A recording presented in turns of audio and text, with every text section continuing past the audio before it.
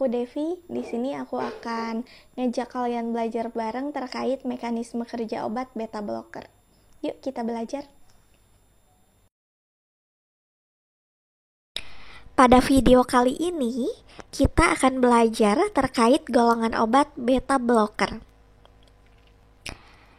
Pasti teman-teman yang nonton video ini udah pernah mendengar terkait golongan obat beta blocker. Ya, kalian benar. Indikasi utama untuk golongan obat beta blocker adalah pasien hipertensi yang takikardi atau takiaritmia dan pada pasien hipertensi yang memiliki penyakit jantung koroner. Sekarang kita akan belajar terkait bagaimana sih mekanisme kerja obat beta blocker ini. Dari nama golongan obatnya, kalian pasti udah bisa nebak kalau golongan obat ini bekerja dengan memblok atau menghambat reseptor beta. Makanya dikasih nama beta blocker. Jadi, secara garis besar, golongan obat beta blocker bekerja dengan memberikan hambatan terhadap reseptor beta. Nah, sekarang kalian harus sudah mulai berpikir nih, kenapa reseptor beta itu harus dihambat? Fungsinya reseptor beta di tubuh kita untuk apa sih? Kok harus dihambat? Jadi, reseptor beta itu terdapat dalam tubuh kita terdiri dari 3 reseptor beta. Reseptor beta 1, reseptor beta 2, dan reseptor beta 3. Reseptor beta 1 terutama terdapat pada miokard atau jantung. Selain di jantung, beta 1 ini ada di ginjal dan juga ada di otak. Beta 1 yang ada di jantung, dia berfungsi untuk meningkatkan heart rate atau laju jantung.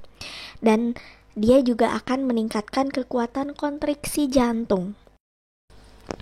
Beta 1 ada juga di otak. Dia berfungsi untuk meningkatkan aktivitas saraf simpatis.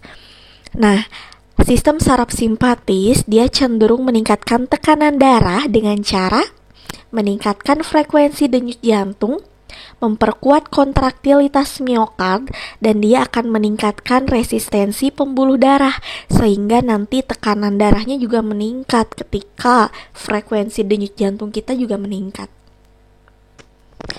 Lalu sel beta 1 yang ada di ginjal, dia akan memicu pelepasan renin dari sel-sel juxtaglomerular di ginjal. Kalau dengar kata renin, kalian ingat patofisiologi penyakit apa nih? Nah, kalian betul. Jadi, kalau dengar kata renin, kalian harus ingat ada yang namanya RAAS. RAAS itu singkatan dari renin, angiotensin, aldosteron system. Itu ujung-ujungnya adalah peningkatan tekanan darah tinggi. Makanya kita bahas sedikit ya. Jadi renin itu dia akan mengubah angiotensinogen menjadi angiotensin 1 oleh bantuan renin. Lalu dari angiotensin 1 dia akan berubah menjadi angiotensin 2 dengan bantuan enzim ACE, angiotensin converting enzyme. Baru deh dari angiotensin 2 ini dia akan menyebabkan peningkatan aktivitas saraf simpatis, dia akan menyebabkan retensi H2O, natrium, lalu dia juga akan menyebabkan ginjal mensekresikan aldosteron. Gitu. Makanya itu nanti kita akan bahas di video patofisiologi hipertensi, oke? Jadi ujung-ujungnya nanti itu adalah peningkatan tekanan darah. Makanya golongan obat beta blocker ini dia bekerja dengan memberi hambatan terhadap reseptor beta untuk menghambat fungsi dari beta-beta yang tadi. Nah, selain beta 1, ada beta 2 di tubuh kita. Beta 2 itu letaknya pada paru-paru, tepatnya bronkus. Selain itu ada di otot polos pembuluh darah.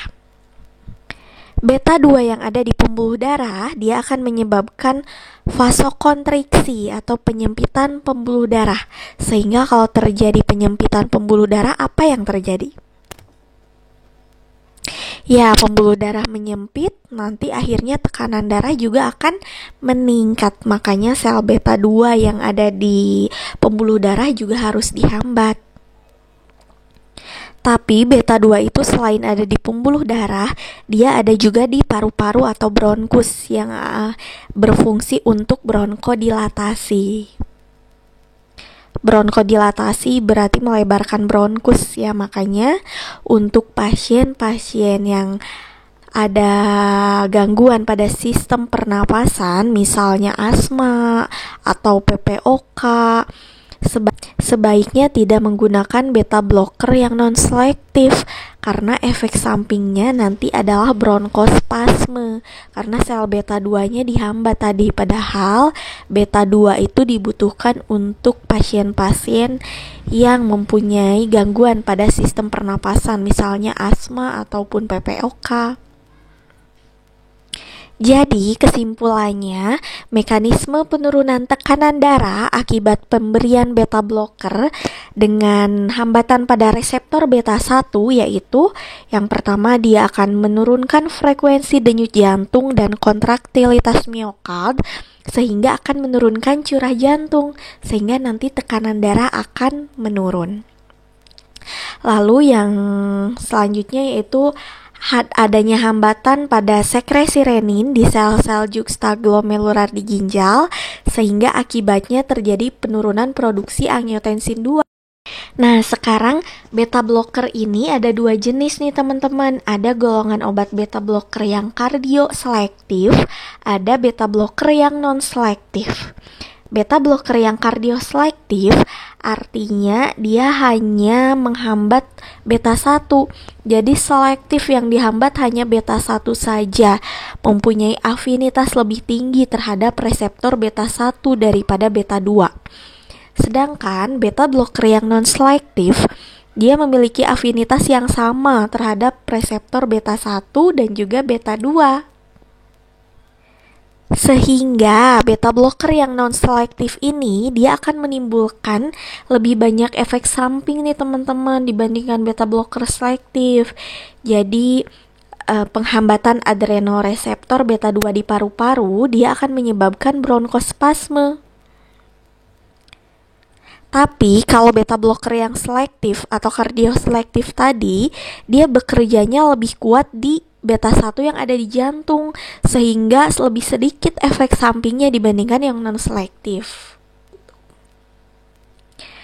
Oleh karena itu nih teman-teman, kalau misalnya ada pasien yang akan menggunakan golongan obat beta blocker, kita harus memperhatikan apakah pasien itu mempunyai penyakit penyerta pada sistem pernafasan, misalnya asma atau PPOK, itu efek sampingnya akan lebih banyak, akan menyebabkan bronkospasme. Karena beta blockernya yang non-selektif itu dia menghambat beta 2 juga, jadi tidak selektif, seperti golongan obat beta blocker yang kardioselektif. Jadi, jika memang harus menggunakan beta blocker pada pasien dengan kondisi asma atau PPOK atau sistem pernafasan lainnya, akan lebih bagus menggunakan beta blocker yang kardioselektif karena efek sampingnya lebih sedikit dan tidak berpengaruh terhadap sistem pernafasan sehingga tidak akan menyebabkan bronkospasme. Sekarang contoh obat beta blocker kardioselektif itu ada apa aja nih? Ada, biasanya aku nyingkatnya dengan ABM, atenolol, bisoprolol, metoprolol. Sedangkan beta blocker non-selektif itu ada propanolol, ada carvedilol, ada timolol, ada labetolol, gitu.